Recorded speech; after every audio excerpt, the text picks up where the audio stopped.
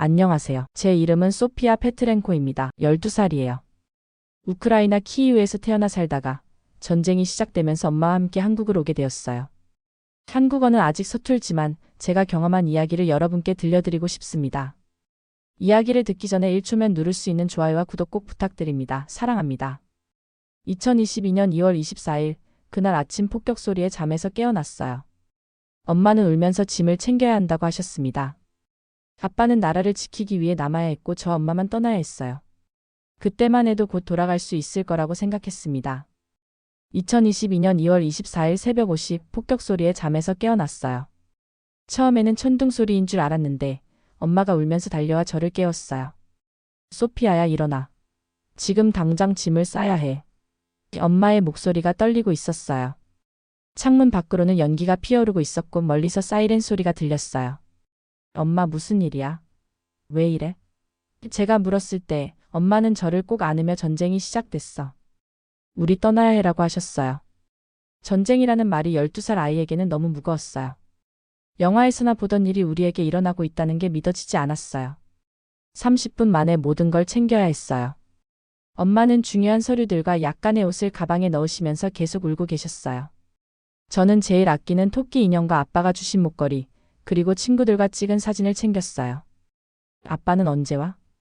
제가 물었을 때 엄마는 대답하지 못하고 더 세게 울었어요. 아빠는 그날 아침 일찍 나가셨는데 돌아오시지 못했어요. 나중에 알았지만 아빠는 나라를 지키기 위해 남아야 했어요. 18세부터 60세까지 남자들은 우크라이나를 떠날 수 없었거든요. 아빠와 마지막 통화를 했을 때 소피아의 아빠가 곧 따라갈게. 엄마 말 잘 듣고 건강하게 있어라고 하셨어요. 그때가 아빠 목소리를 마지막으로 직접 들은 날이었어요. 지하철역까지 가는 길은 정말 무서웠어요. 사람들이 모두 짐을 들고 뛰어가고 있었고 아이들이 울고 있었어요. 하늘에서는 비행기 소리가 계속 들렸어요. 엄마, 우리 어디 가는 거야? 제가 물었을 때 엄마는 안전한 곳으로 가는 거야. 곧 다시 집에 올 수 있을 거야 라고 하셨지만 엄마 표정을 보니 확신이 없어 보였어요.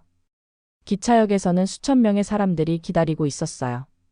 모두 우리처럼 급하게 짐을 싼 사람들이었어요. 아기를 아는 엄마들, 할머니, 할아버지들, 우리 또래 아이들까지 모두 겁에 질린 표정이었어요. 기차가 올 때까지 8시간을 기다렸는데 그 시간이 정말 길게 느껴졌어요. 기차 안에서 엄마가 제게 말씀하셨어요. 소피아야, 우리 엄마 친구 이모가 한국에 살고 있어. 거기로 가자. 한국은 안전하고 좋은 나라래. 한국이라는 나라 이름을 그때 처음 들었어요. 지구 반대편에 있는 먼 나라, 아시아에 있다는 것 말고는 아무것도 몰랐어요. 폴란드 국경까지 가는데 이틀이 걸렸어요.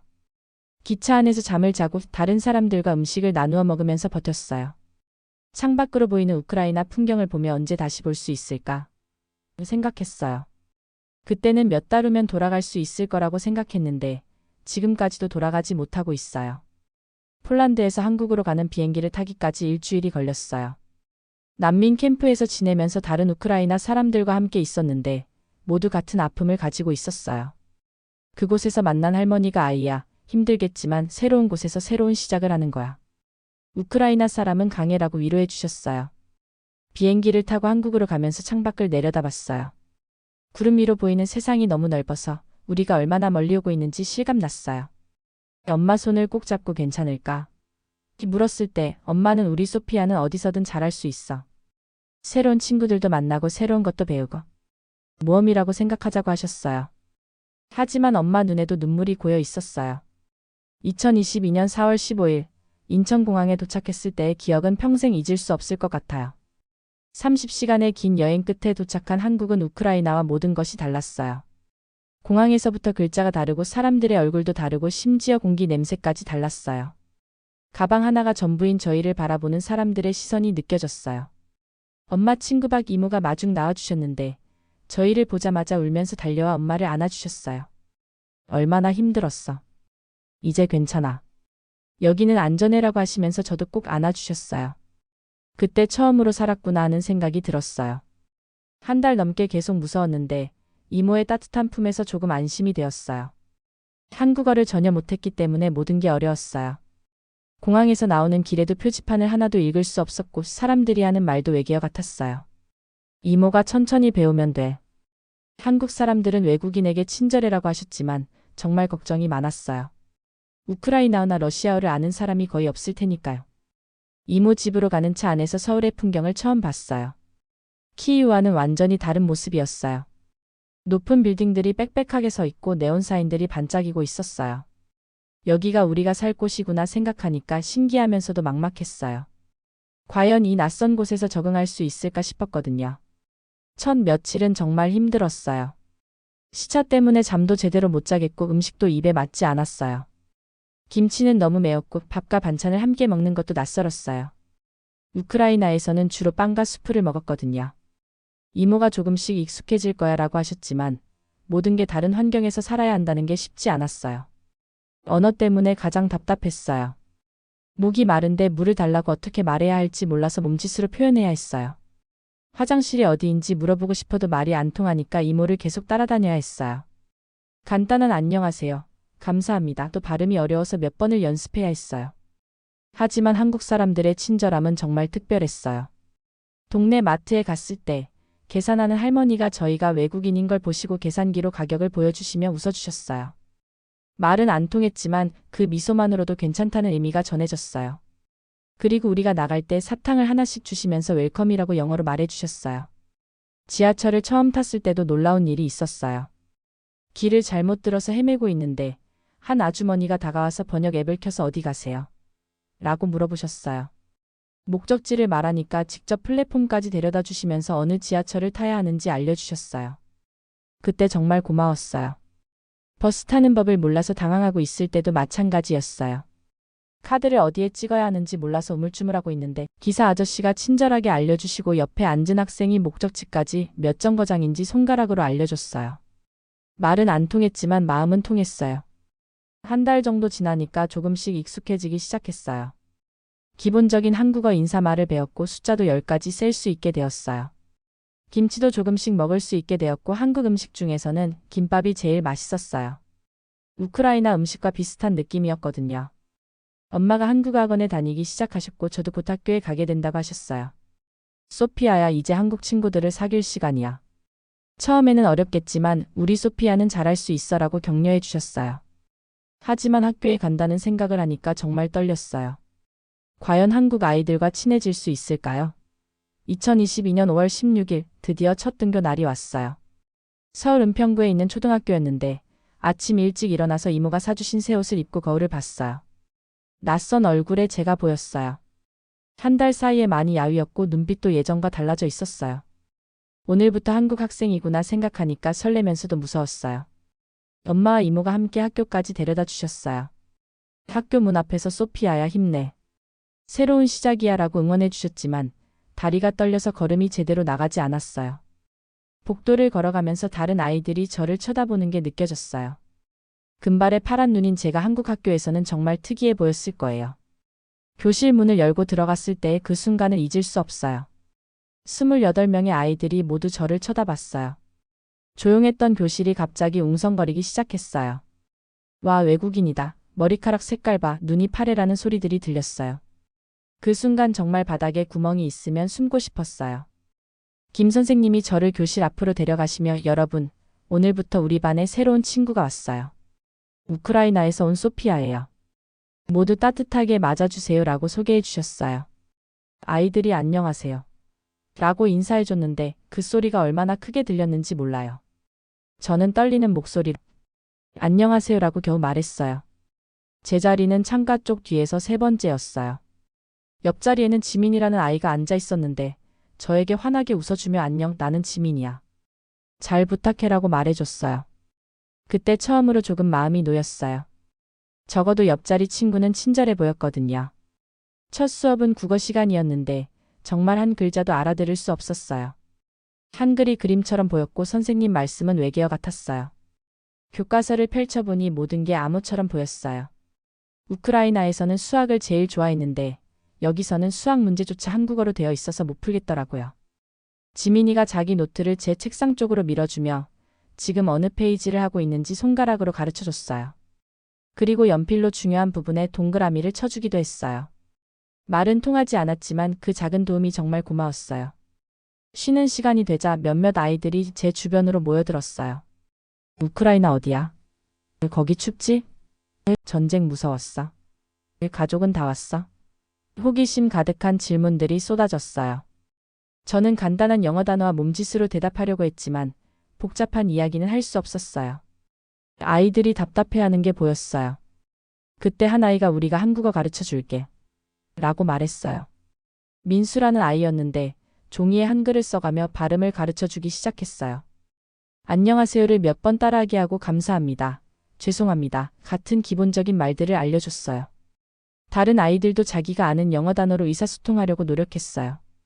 점심시간이 제일 힘들었어요. 급식실에서 줄을 서는 것부터 어려웠어요. 어떻게 밥을 받아야 하는지, 어디에 앉아야 하는지 몰라서 계속 두리번거렸어요. 결국 혼자 구석진 자리에 앉아서 먹게 되었는데 다른 아이들은 삼삼오오 모여서 즐겁게 이야기하며 먹는 모습이 부러웠어요. 이후 수업들도 마찬가지로 어려웠어요. 음악 시간에는 한국 동요를 불렀는데 가사를 모르니까 그냥 멜로디만 흥얼거렸어요. 미술 시간에는 그나마 괜찮았어요. 그림은 언어가 필요 없으니까요. 제가 우크라이나 국기 색깔로 해바라기를 그리니까 선생님이 예쁘게 그렸네요 라고 칭찬해 주셨어요. 하교할 때 지민이가 내일 또 만나자라고 손을 흔들어 줬어요. 그 작은 인사가 얼마나 따뜻하게 느껴졌는지 몰라요. 집에 돌아와서 엄마에게 학교 어땠어? 라고 물어보셨을 때 저는 어려웠지만 친구들이 친절해요 라고 답했어요. 엄마가 다행이다.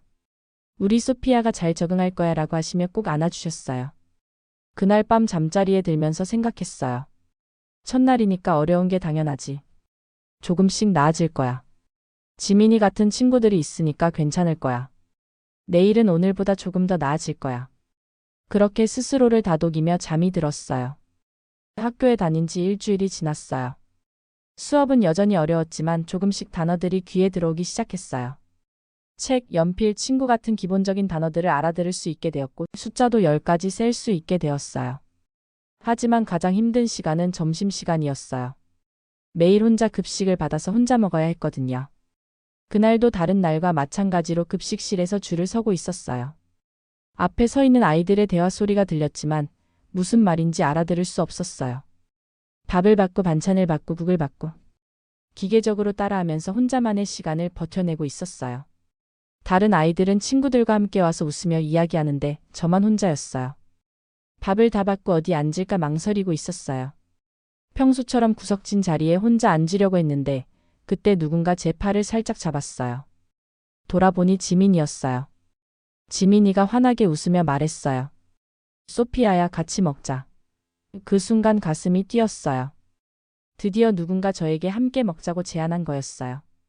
지민이가 제 손을 잡고 자기 친구들이 앉아있는 테이블로 데려갔어요. 여기 앉아라고 하면서 자리를 만들어줬어요. 테이블에는 민수, 하은, 예준이가 앉아 있었는데 모두 저를 보고 웃으며 안녕 이라고 인사해줬어요.